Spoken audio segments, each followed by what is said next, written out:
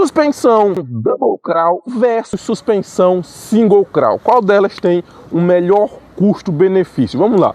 Se você quer uma suspensão para algo mais pesado, para DH, para freeride, para DHU, DH urbano, eu indico você suspensão Double Crawl. Por que Double Crawl? Porque o crawl vem até em cima, ela segura nesse crawl e nesse crawl, aqui são dois crawl, então dá mais rigibilidade do que uma single crawl que simplesmente só segura nesse crawl aqui, nessa haste aqui, pessoal. A vantagem da single crawl é o que? O seu peso. Você quer uma bike de XC, uma bike de XCM, essa daqui, pessoal, é bem melhor porque é mais leve, tá? O custo de amortecimento é praticamente o mesmo. Aqui vai aliviar peso e aqui vai te dar rigidez e robustez na hora da pilotagem. Então, vou mostrar a vocês mais ou menos aí a diferença entre as duas descendo uma escada.